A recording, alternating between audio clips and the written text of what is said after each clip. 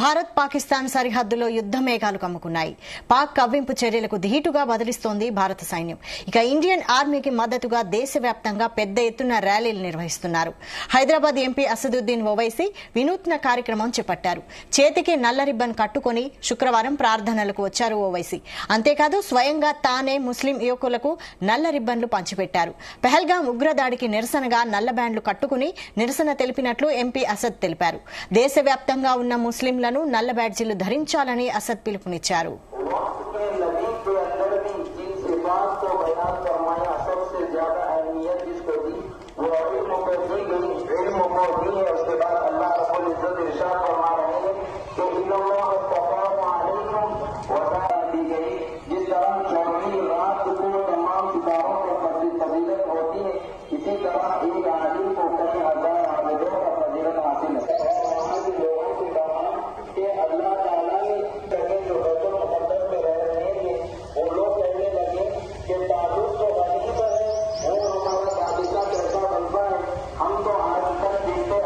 భారత్ పాకిస్తాన్ సరిహద్దులో యుద్ద మేఘాలు కమ్ముకున్నాయి. ఇక పాక్ కవ్వింపు చర్యలకు ధీటుగా బదిలిస్తోంది భారత సైన్యం. ఇక ఇండియన్ ఆర్మీకి మద్దతుగా దేశవ్యాప్తంగా పెద్ద ఎత్తున ర్యాలీలు నిర్వహిస్తున్నారు. హైదరాబాద్ ఎంపీ అసదుద్దీన్ ఓవైసీ వినూత్న కార్యక్రమం చేపట్టారు. చేతికి నల్ల రిబ్బన్ కట్టుకుని శుక్రవారం ప్రార్థనలకు వచ్చారు ఓవైసీ. అంతేకాదు స్వయంగా తానే ముస్లిం యువకులకు నల్ల రిబ్బన్లు పంచిపెట్టారు. పెహల్గాం ఉగ్రదాడికి నిరసనగా నల్ల బ్యాండ్లు కట్టుకుని నిరసన తెలిపినట్లు ఎంపీ అసద్ తెలిపారు.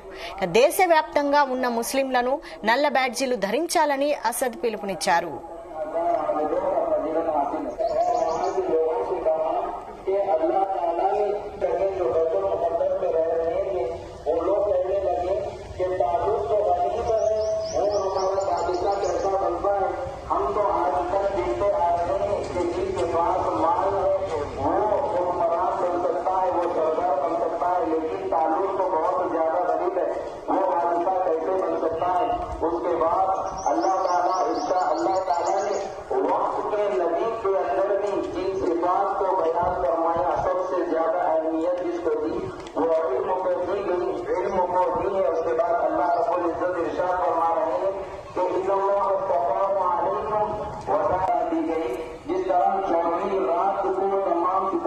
ఇక తెహల్గాంలో జరిగిన దాడికి నిరసనగా ఎంఐఎం అధినేత అసదుద్దీన్ ఓవైసీ నల్ల బ్యాడ్జీలు ధరించాలని అందరికీ పిలుపునిచ్చారు. దీనికి సంబంధించి మరిన్ని అప్డేట్స్ మా ప్రతినిధి శ్రీచరణ్ అందిస్తారు. శ్రీచరణ్.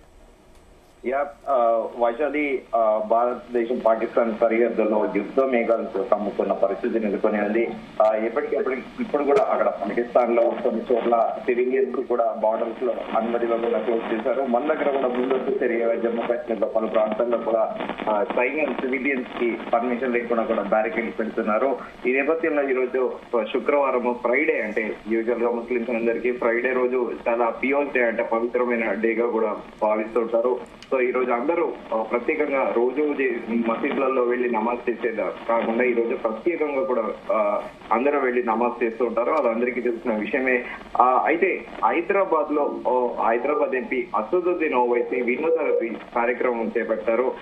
చేతికి నల్ల రిబ్బన్ కట్టుకొని ఆయన ఈ రోజు ప్రార్థనలకు వచ్చారు. అంతేకాదు స్వయంగా తానే అందరికీ ముస్లిం యువకులకు నల్ల రిబ్బన్లను కూడా పంచిపెట్టారు. పాల్గాం ఉగ్రవాద దాడికి నిరసనగా నల్ల ప్యాంట్ కట్టుకుని నిరసన తెలిసినట్లు కూడా ఎంపీ అసదుద్దీన్ ఓవైసీ తెలిపారు. దేశవ్యాప్తంగా ఉన్న ముస్లింస్ లో నల్ల బ్యాడ్జీలు ధరించాలని కూడా అసదుద్దీన్ ఓవైసీ పిలుపునిచ్చారు. అంతకుముందు అఖిలపక్ష సమావేశానికి అన్ని పొలిటికల్ పార్టీస్ కి ఇన్విటేషన్ వెళ్ళింది. కానీ అసదుద్దీన్ ఓవైసీకి మాత్రము ఆల్ పార్టీ మీటింగ్ లో ఆయనకి ఆహ్వానం అందలేదు. దీంతో ఆయన అభ్యంతరం కూడా వ్యక్తం చేశారు. పార్లమెంట్ లో ప్రాతినిధ్యం ఉన్న అన్ని రాజకీయ పార్టీలను ఈ సమావేశానికి, అఖిలపక్ష సమావేశానికి పిలవాలని ఆయన డిమాండ్ చేశారు. ఈ అంశంపై తాను కేంద్ర మంత్రి కిరణ్ రిజిజుతో ఫోన్ లో మాట్లాడాలని కూడా అసదుద్దీన్ ఓవైసీ తెలిపారు. 5 నుంచి 10 మంది లోక్సభ సభ్యులున్న పార్టీలనే సమావేశానికి ఆహ్వానించాలని ప్రభుత్వం భావిస్తున్నట్లు కేంద్ర మంత్రి తనతో చెప్పారంటూ కూడా ఆయన వ్యాఖ్యలు చేశాడు. తక్కువ మంది ఉన్న పార్టీలను ఎందుకు పిలవడం లేదని తాను ప్రశ్నించగా అందరినీ ఆహ్వానిస్తే సమావేశానికి ఎక్కువ సమయం పడుతుందని మంత్రి సమాధానం సమాధానం ఇచ్చారని చెప్పారు. ఎందుకంటే జరిగిన అఖిలపక్ష సమావేశంలో కూడా కేంద్ర ప్రభుత్వం కూడా అంగీకరించింది.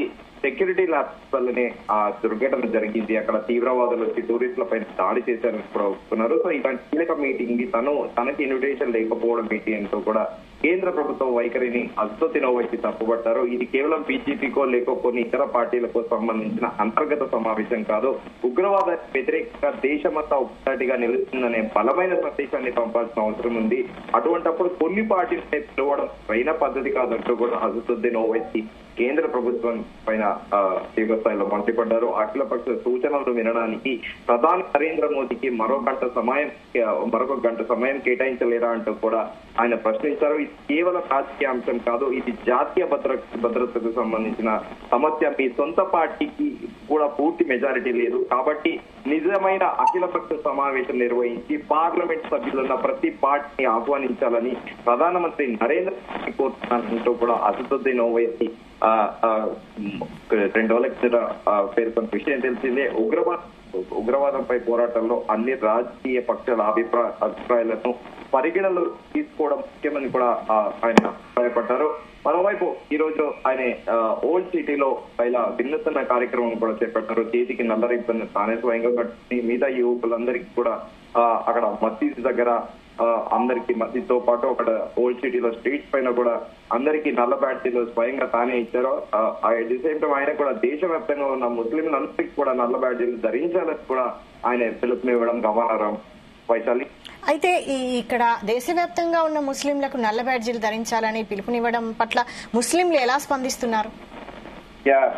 డెఫినెట్ గా అక్కడక్కడ కొన్ని చోట్ల అంటే దేశంలో మొన్న జరిగిన తీవ్రవాద దాడిలో గాయపడ్డ టూరిస్టులు అలాగే మరణించిన వాళ్ళందరి తరఫున కూడా కొంత మేరకు దేశంలో ముస్లింలు కూడా కొన్ని చోట్లలో సానుభూతి తెలుస్తున్నారు. కొన్ని చోట్లలో వాళ్ళు అంటే మౌనంగా ఎలాంటి రెస్పాన్స్ అయితే ఇవ్వట్లేదు. కానీ కొంతమంది ముస్లింలు మాత్రము దేశమే ముఖ్యమో, అది ఎవరైనా సరే అలా చేయడం చాలా దుర్మార్గము, పని కట్టుకొని ఒక మతాన్ని టార్గెట్ చేసుకొని తీవ్రవాదం చేయడం కరెక్ట్ కాదంటూ కూడా కొంతమంది సంఘీభావం తెలుపుతున్నారు. దేశానికి ఫస్ట్ నేషన్ తర్వాత ఏదైనా, సో మన దేశంతో వాళ్ళకి ఇలాంటి జరగకూడదని కొంతమంది ఈ నేతలు సంఘీభావం తెలుపుతున్నారు. కొంత దేశంలోని మిగతా ముస్లిం అంటే పబ్లిక్ కూడా ఇన్స్టెంట్ గా కూడా రియాక్ట్ అవుతున్నారు, రెస్పాండ్ అవుతున్నారు. ఇలాంటివి జరగకూడదని కూడా వాళ్ళు తెలుపుతున్నారు. కానీ కొన్ని చోట్ల మాత్రం మౌనం పాటిస్తున్నారు. వైశాలి, అయితే హైదరాబాద్ లో ఉన్న పాకిస్తానీలందరినీ వెంటనే వెళ్లిపోవాలని కేంద్రం ఆదేశాలు జారీ చేసింది కదా రాష్ట్రాలకు, దీనిపై అసదుద్దీన్ ఓవైసీ స్పందించారా? దీనిపైన ప్రస్తుతానికి అసదుద్దీన్ ఓవైసీ అసలు దీనిపైన స్పందించలేదు. ఈ రోజు కేంద్ర హోంమంత్రి అమిత్ షా అన్ని రాష్ట్రాల ముఖ్యమంత్రులతో కూడా ఫోన్ లో మాట్లాడారు. పాకిస్తాన్ కి సంబంధించిన 17 రకాల వీసాల్ని కూడా భారత ప్రభుత్వం రద్దు చేసింది. భారత ప్రభుత్వాన్ని రద్దు చేసినాక కూడా మన హైదరాబాద్ దాదాపు 208 మంది పాకిస్తాన్లు ఉన్నారు. కేంద్ర హోంమంత్రిత్వ శాఖ ఆదేశాల ప్రకారము తమ రాష్ట్రానికి వెళ్లిపోవాలి. 205 మంది పాకిస్తాన్లు, వీరిలో ప్రస్తుతం 150 మందికి లాంగ్ టర్మ్ వీసాలు, 13 మందికి షార్ట్ టర్మ్ వీసాలు, 39 మందికి బిజినెస్ వీసాలు ఉన్నాయి. ఈ నెల 27వ తేదీ తమ దేశానికి వెళ్లిపోవాలని కేంద్ర హోంశాఖ ఈ రోజు హెచ్చరికలు కూడా చేసింది. ప్రస్తుతం హైదరాబాద్ లో ఉంటున్న పాకిస్తానీ వివరాలు కూడా హైదరాబాద్ ఎస్పీ అధికారులు కూడా దానిపైన ప్రత్యేకంగా వివరాలు కూడా సేకరిస్తున్నారు. సో ఈ రోజు ఆ రాష్ట్రంలో ఉన్న అనుకున్నట్టు కేంద్ర హోంమంత్రి అమిత్ షా ఈ రోజు ఆయా రాష్ట్రాల్లో ఉన్న పాకిస్తాన్ పౌరులందరినీ గుర్తించి వెంటనే తిరిగి పంపించాలని అన్ని రాష్ట్రాల ముఖ్యమంత్రులను కూడా ఫోన్ లోనే ఆదేశాలు జారీ చేశారు. ఎక్కడున్నా సరే దేశ రాష్ట్రంలో మారుమూలను ఎక్కడ ఖచ్చితంగా తిరిగి వెంటనే పంపించాల్సిందిగా కూడా ఆయన ఆదేశాలు ఇచ్చారు. సో ప్రస్తుతం దీనిపైన పొలిటికల్ రియాక్షన్స్ అంటూ ఎక్కడ అసదుద్దీన్ ఓవైసీ కానీ మిగతా నేతలు ఎవరు కూడా దీని మీద మాట్లాడలేదు.